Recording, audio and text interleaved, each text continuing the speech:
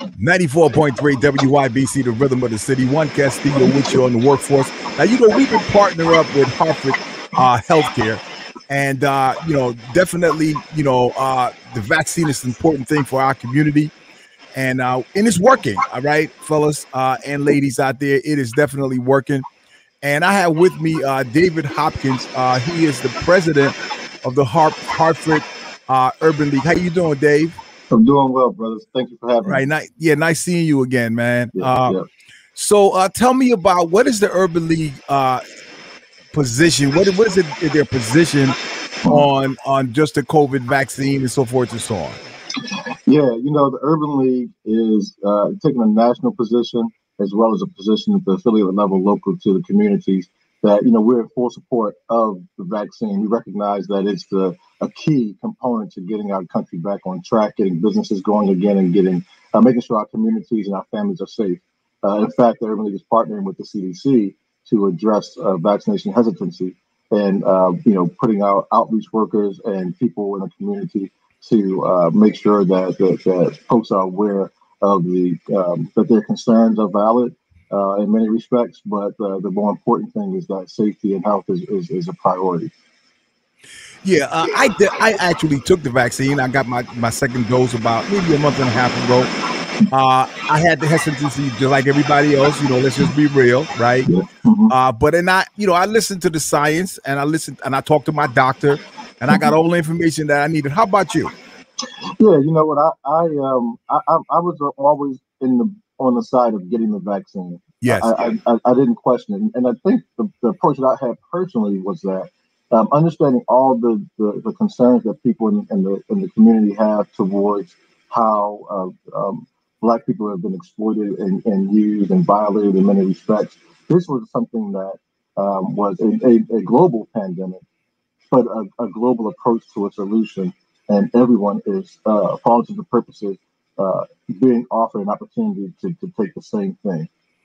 And then usually when that happens, then the way the Black community or community of color are marginalized is they don't have access to that thing. Yes. Right. So they get there's a solution, but then they're excluded from that opportunity. And in this case, every effort is being brought forth for the minority communities to be included in the process. So those things helped me get over whatever concern that I had. But I was always in. I got my second shot like you about 2 weeks ago. Right. So tell me about your collaboration with Hartford Healthcare and what you guys are trying to do for the community. Yeah, absolutely. So, the Urban League is first and foremost, our position is economic empowerment. We recognize that comes through education, employment, housing, health, and racial justice. And so we're happy to partner with anyone who's aligning in those areas. And Hartford Healthcare has always stepped up in that respect, particularly around the health equity piece and making sure that health issues were brought to the forefront and included, people of color. And so we partnered with them here recently in the last couple of weeks. We're actually doing vaccinations on site at Arts Collaborative every Thursday from 4 to 8.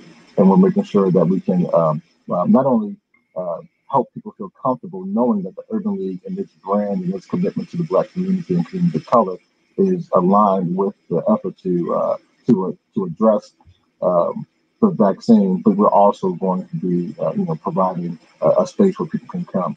So we're excited to be able to do that and be part of the solution afterwards. Right, and obviously you're about economic empowerment.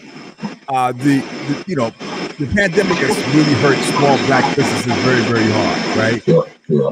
Talk to me about your efforts in regard to that and what's going on in that area. Yeah, so it's impacted small businesses, and then of course by that it impacts individuals and their families. We recognize that, and we have done a couple of things. We have a career fair, one, to help people find an opportunity to either get that next job or get back into the workforce or transition to a new industry. Our career fair is going to be May 12th from 12 to 3. It's actually going to be both online and at the Swift Factory in the north end of Hartford. So we do that, but we also have every Wednesday we have something that we call Work Ready Wednesday. And we provide small business workshops to talk about strategic planning, talk about hiring practices for for managing your business and outsourcing. We talk about cash flow. We talk about even opportunities in industries that have low barriers to entry that people in our community might be more willing to enact to transition into.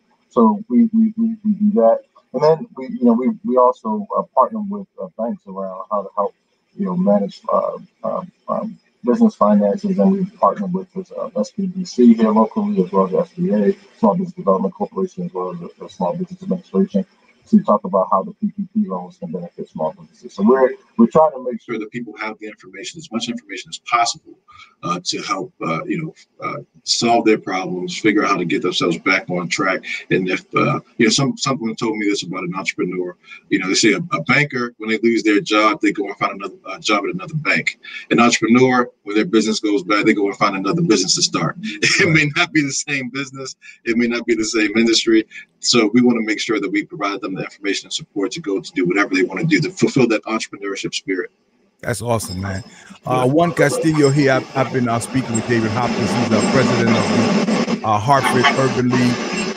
And brother, I want to thank you for all the work that you're doing in our community, man. I appreciate you. I appreciate the Urban League, Hartford Healthcare, trying to, just get us to a point. I mean, I know the big question now is herd immunity and so forth and so on. But I mean, look, if people are mindful of what's going on right now with the mask, with the vaccine, with still maintaining some distance, it's not over, right?